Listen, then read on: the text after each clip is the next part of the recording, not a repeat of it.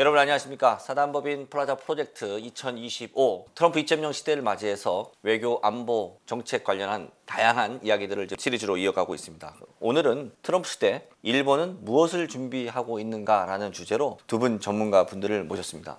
안녕하십니까. 트럼프 행정부 2.0, 트럼프 2.0이 시작됐습니다. 일본이 미국과의 동맹을 유지하면서 외교, 안보 전략 등을 구상하고 있는데, 저희가 좀 재밌게 봤던 건 이시바 총리가 아부의 기술 이런 얘기가 나올 정도로 트럼프 대통령과의 외교 첫 만남에서 상당히 글로벌리 큰 의미를 좀 준 것 같습니다. 외교 안보 전략 어떻게 구상하고 있는지 교수님께 한번 여쭤보고 또 교수님께서 첨언해 주시면 좋을 것 같습니다.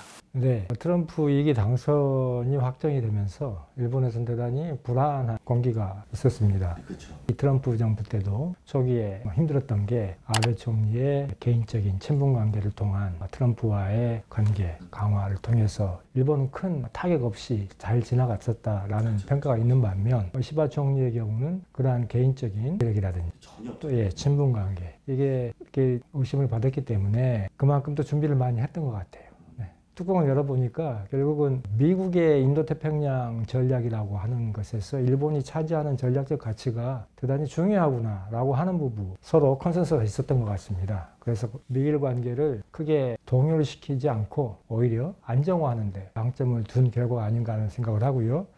이번 방금 말씀하신 2월 7일의 회담 내용은 크게 세 가지 정도 성과가 있었다고 봅니다. 첫 번째는 안보 분야에 있어서 미일 동맹을 유지, 강화하겠다 하는 부분이겠죠. 다만 기존 동맹을 앞으로는 부상하는 중국의 군사력을 견제하기 위해서 특히 남서 방면에 있어서의 방위력을 강화하고 동중국해와 남중국에서 동맹국 내지는 동지국들과 유사국들이라고 하죠. 연대해서 대응하겠다고 하는 그러한 방침을 계속 유지하겠다는 게 이번 회담의 큰 틀이었다고 봅니다. 그 이야기는 트럼프 정부가 들어오면서 이 지역에서 바이든 정부에 추진했던 소다자 안보 네트워크를 하는 부분이 이완되지는 않을까. 예를 들어서 쿼드라든지 또는 한미이라고 하는 이러한 소다자적인 안보 틀을 계속 유지해 나갈 것인가 하는 부분에 대한 의문이 있었는데, 이 부분은 일본이 봤을 때 자연스럽게 계속 유지하겠다라는 이야기를 했고, 트럼프 정부 역시 이 지역의 관여는 계속 강화해 가겠다고 선언한 것이죠. 또 일본의 안보에 대해서 미국은 100%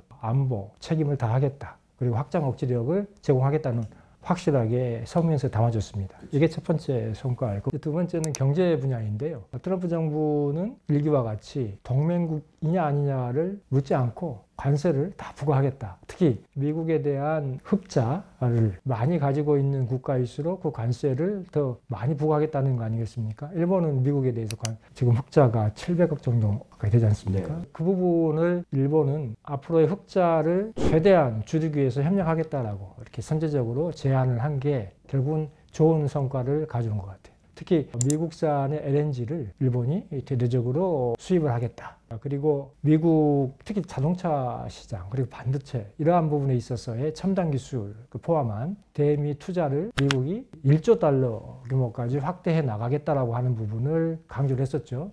트럼프 대통령이 봤을 때 이러한 수치, 1돈 같은 대단히 구미가 당기는 이야기다. 그래서 이제 이러한 경제적인 부분에 있어서의 그 의식은 상당 부분 당장 일본만 타겟으로 한 관세 공격은 없을 것이다 라는 부분을 일단 안심을 한 바. 그렇지만 이게 끝난 게 아니고 이제부터 시작이라고 하기 때문에 앞으로 미일 간의 대화를 통해 이건 대응해 나간다는 그런 것 같고요. 세 번째 포인트는, 세 번째 기둥이 되는 게 지역 이슈였습니다. 북한 문제. 북한 문제에 대해서는 북한의 비핵화라고 하는 부분을 공동성명에 담았다는 게 일본으로서는 다행이라고 보고, 또 지역 문제에서 인도 지역의 관여를 계속해 나가야겠다 하는 부분, 그리고 대만 문제 관련해서도 일방적인 현상 변경 시도는 반대한다고 하는 부분. 이러한 부분에 대해서는 역시 미일 중심으로 한 지역 국가의 협력이라고 하는 큰 틀을 흔들지 않겠다고 하는 의지를 볼 수 있어요. 물론 반면 또 한편 이제 미국 우선주의라고 하는 부분을 트럼프 정부는 내세우고 있기 때문에 바이든 정부가 제시했던 그러한 규칙에 기반한 국제 질서가 이완되지 않을까 하는 그런 우려는 있었죠. 근데 이러한 우려를 앞으로 이제 어떻게 미일 간에 조정을 해 나갈까 하는 부분에 대해서는 의문이 남아 있긴 하지만, 그렇지만 북한 문제라든가 타이완 문제라든가 남중국해 문제에 대해서 큰 방향성에 대해서는 바이든 정부의 그러한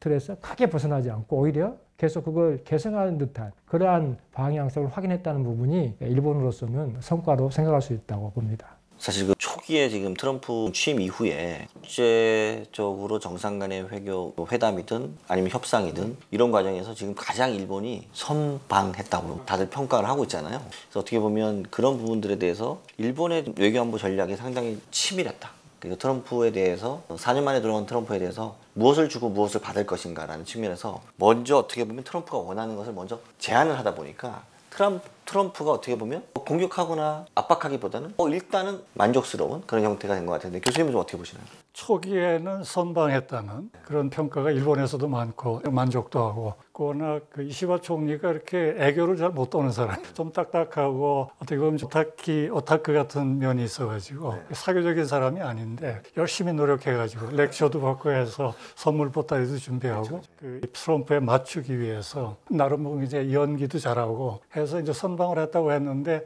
한 달 지난 다음에 현재까지는 일본 사람들이 점점 좀 불안해하죠.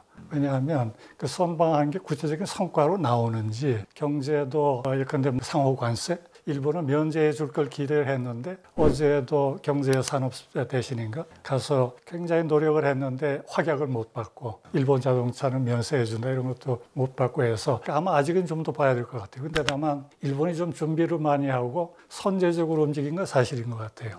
지금 조양현 교수께서 상당히 자세하게 설명을 해주셨는데 저 나름대로 좀 거칠게 지금 트럼프를 맞아가지고 일본이 어떤 식으로 하는가 방향은 저는 서너 가지로 요약이 된다고 보는데 어쨌든 인도 태평양의 동아시아에 일본 포함한 미국을 끌어안고 잡아당겨 놓는다, 묶어 놓는다.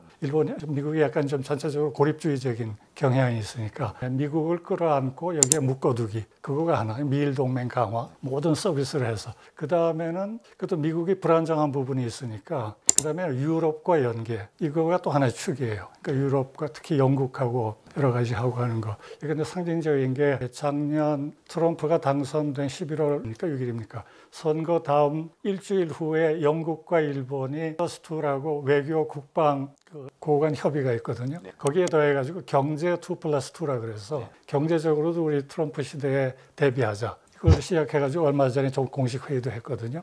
그러니까 유럽 끌어안기, 유럽을 끌어들이기. 유럽과 연계하기. 그 다음에는 여전히 인도태평양 미국으로 봐도 적대 국가지만 중국 나아가서는 언젠가는 러시아, 우크라이나 전쟁이 끝나면 중국, 러시아에 대해서도 일본 나름의 국익이 있으니까 일종의 외교적 지평을 남기기 위한 독자 외교까지는 안 가지지만 독자적인 움직임의 공간 확보. 이거 한 3가지 정도인 것 같아요. 자, 그러면 이 방위비 증액, 전 세계가 지금 방위비 증액하고 있거든요. 일본도 당연히 방위비 증액하고 있고 또 자유대 현대화 추진하고 있지 않습니까? 미일 동맹 역할의 변화 어떤 것이 예상됩니까? 잘 지적을 해주셨는데요. 유럽 그리고 중동에서의 관여를 줄이는 대신 아시아 태평양, 인도 태평양의 관여를 늘리겠다는 게 지금 15년 가까이 미국의 방향성이라고 봅니다. 그랬을 때 트럼프 정부 역시 그걸 이어받는 것이고 특히 트럼프 일기 때도 사실 중국 견제가 가장 중요한 목표였거든요. 군사안보. 그랬을 때 일본은 힘에 의해서 평화를 미국은 스트렝스지 않습니까? 그럼 그 힘을 늘려야 되는 거고 특히 해군력을 늘려야 되는 거고 그렇기 때문에 그 차원에서는 태평양에서 이 군사 예산은 계속 늘려가겠다는 거예요. 그렇다면 동시에 미국 혼자만 안 되는 거지 않습니까? 그러면 동맹국, 유사국들의 방위 분담도 늘려야 되는 것이죠. 가장 핵심적인 동맹이라고 할 수 있는 국가들. 일본, 한국, 그리고 호주, 인도는 조금 별개라고 하더라도 그래서 그 국가들의 방위비를 대폭 증액시키라고 하는데 일본은 선제적으로 이미 2022년에 국가 차원의 기시다 정부 때죠. 5년 동안 방위비를 2배로 늘리겠다고 했습니다. 그 당시에 일본의 GDP가 GDP 대비 1%였는데 이걸 2% 늘리겠다. 그다음 당시에 50조 엔이었지 않습니까? 근데 100조 엔으로 2배로 늘리겠다는 거. 그러니까 어느 국가들보다도 미국의 방위 증액이 급속도로 늘어나고 있고 여기에 대해서 이번에 이시바 총리가 트럼프 대통령이 어필을 했었죠. 미국은 거기에 대해서 환영을 하면서도 2027년 이후에도 더 늘리라는 거예요. 여기에 대해서는 일본에서는 일단 27년까지 2배를 늘리는 것도 쉽지가 않다. 특히 그 재원 확보에 있어서 세금을 늘려야 되는데 그것도 정치 이슈로 남아있거든요. 그렇지만 그럼에도 불구하고 방위비는 계속 늘려가는 게 일본 중장기 정책에서 확정되었다는 게 큰 의미가 있다고 봅니다. 한편에서는 일본의 방위비 증액을 놓고 이 지역의 평화와 안정을 유지하기 위해서 도움이 된다는 긍정적인 해석이 있는 반면 일본의 군사대국화로 가는 것 아닌가. 그것은 또 상대적인 국력에서 봤을 때 한국에서도 위협인식 아닌가라고 하는 그런 좀 부정적인 해석이 있는 게 사실입니다. 그렇지만 지금 단계에서 우리가 봤을 때는 안보 위기가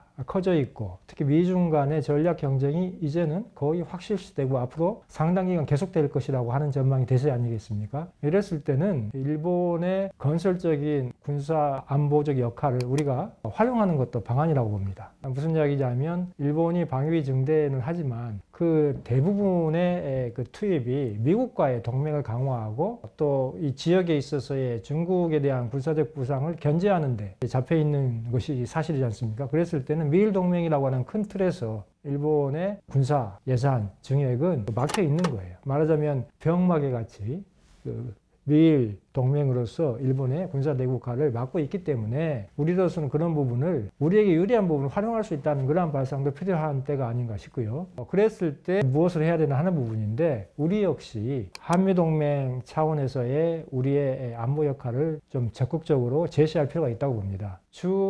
주한미군의 경비를 우리가 좀 분담하고 있는 거, 좀 늘리는 거, 이건 당연히 해야 되는 부분이고 그보다 더 적극적으로 우리 역시 GDP 대비 방위비 예산을 늘리는 게 필요하지 않겠는가. 이게 이제 결국은 북한에 대한 군사적인 억지력 그리고 대응력 차원에서의 정력 증강도 있겠지만 중장기적으로는 지역 차원에서의 우리의 군사력, 미일 동맹을 지역적으로 확장하는 데도 도움이 되는 거라고 저는 생각을 합니다. 교수님, 방위비 증액 추진하면서도요, 일본의 독자적인 결정 등을 이시바 정부는 좀 강조하고 있거든요. 일본 국내 정치권에서 이러한 그 방위비 증액 기조에 대해서 좀 어떤 반응이 있고 또 국민 정서는 어떤지 좀 현재 목소리도 좀 전해주시면 좋을 것 같습니다. 일본은 이시바 그 정부 정권 내도 포함을 하고 여론도 포함을 해서 불만과 불안이 상당히 겹쳐 있죠, 지금. 트럼프가, 근데 전번 2월 7일 스나회담 때도 아마 미국은, 내막은 잘 모르겠는데 점점 한 달 지난 다음에 나오는 보도를 보면 미국이 조금 더 요구를 했던 것 같아요. 지금 설명한 대로 아베 시절서부터 얘기를 해서 기시다 때 확정이 된 게 2027년까지 2배. 그러니까 한 5조에서 10조 엔으로 늘리는 거를 약속을 하고 N으로 하면. 그 N으로 하면 5조 N에서 10조 N 정도가 되는 건데 그건 일본으로는 그거 가지고 상당히 노력을 했다. 그건 일본 내부에서도 지금 사회부상 부담도 많고 세금도 자꾸 올리려 들고 하는 그 저항이 많은데 그 노력을 해가지고 기시다 때 그렇게 방침을 세우고 지금 최대한 노력을 하고 있거든요.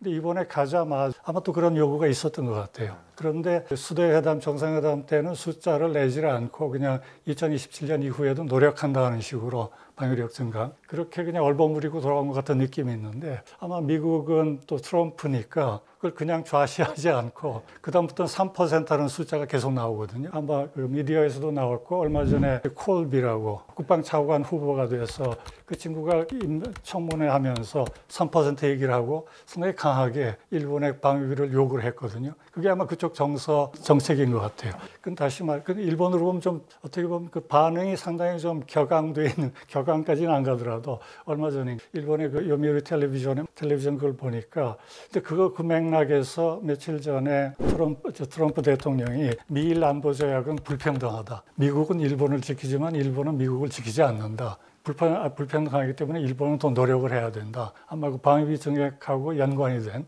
그런 거라고 보는데 그 얘기를 공식 석상에서 기자회견 때 했거든요. 일본 사람들이 내심 반발이 상당히 많죠. 그러니까 몇몇 논객들은 신문의 그런 편집위원인데 미일 안보조약은 불평등이 아니고 미국은 일본을 지키지만 일본은 인도태평양, 아시아태평양 전체에 전개할 수 있는 미군 기지를 제공을 하고 있다. 그러니까 그런 면에서는 일종의 그 상호 부담이 있는 거다. 그걸 무시하고 일방적으로 우리가 프라이드라고 얘기하는 거는 이건 좋지 않다. 그래서 우리도 반론을 해야 된다. 그런 식으로 논법으로 나가면 우리도 좀 미국 기지도 여기서 나가라고 그러고 독자 노선을 걷겠다고 얘기를 해야 된다는 강경론까지만 미디어에서 얘기를 하더라고요. 약간 좀 감정적인 반발이겠지만 무슨 얘기인가 하고 싶어요 하면 아마 지금 전세기는 말씀하신 것처럼 트럼프 2기 정권의 1기 때도 그랬지만 대중 강경 정책인 건 맞아요. 그리고 유럽에서 빠지면서 중동에서도 약간 힘을 줄이면서 아시아 대중 견제에 모든 힘을 기울인다. 큰 흐름이니까 인도 태평양에 대한 미국의 큰 의미에서의 관여는 확실하다고 봐요. 근데 그거 다시 말해서 미국이 전부 다 한다는 게 아니고 지금 트럼프는 거기에 고립주의가 결합이 돼 있어가지고 우리가 열심히 하는데 실질적인 부담은 현지국들이 많이 해야 된다.